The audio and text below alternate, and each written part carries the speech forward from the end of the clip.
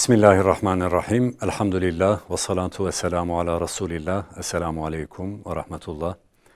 Değerli kardeşlerim, yeni bir programla karşınızdayız. Yine güzel bir eser takdim edeceğim. Hemen eserin künyesiyle başlamak istiyorum. Kitabın adı Kur'an'la Yaşamak, yazarı Hacı İnan Alaaddin Tonka, türü araştırma, konusu Kur'an'a dair bilgiler ve Kur'an'la yaşamanın önemi, Yayınevi Dua Yayıncılık, basım yılı 2011. Peki bu kitap nelerden bahsediyor? Değerli kardeşlerim, Hacı İnan ve Alaaddin Tonka tarafından kaleme alınan bu eser, yüce kitabımız Kur'an-ı Kerim'e dair temel bilgiler vermekte ve Kur'an'ın okunup yaşama tatbik edilmesinin önemine değinmektedir.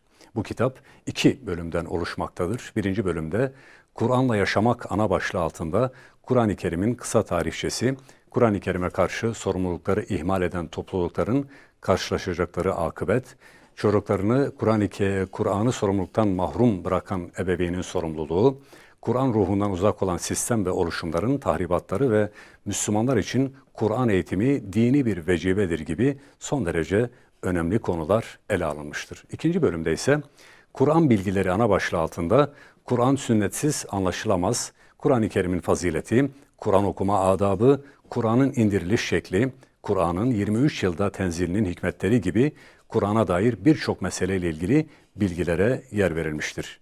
Bu çalışmanın amacı okuyan her Müslümanın Kur'an'ın hayata yansımaları ve Kur'an ilimleri hakkında bilgi sahibi olmasını temin etmektir.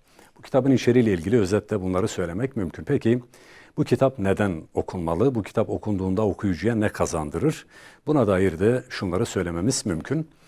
Her Müslüman Yüce Allah'ın tüm kullarına gönderdiği Kur'an-ı Kerim'in muhatabıdır. Bundan dolayı gücü nispetinde Kur'an-ı Kerim'i anlamaya ve gereğini tatbik etmeye gayret göstermelidir. Günümüz Müslümanlarına düşen en büyük görev de hiç kuşkusuz tekrar Kur'an'a dönmek için çaba sarf etmektir.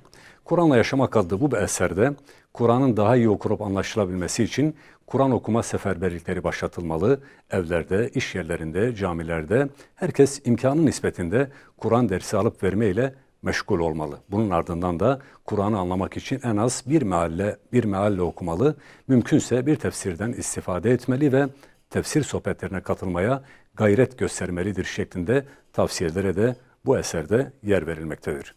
Kur'an'la Yaşamak adlı bu çalışma Kur'an-ı Kerim'le ilgili temel bilgilere yer verdi ve Kur'an'ın daha iyi anlaşılıp hayata tatbik edilmesine önemli katkılar sunduğu için tüm kardeşlerimize önemli tavsiye ediyoruz, okunmasını istiyoruz.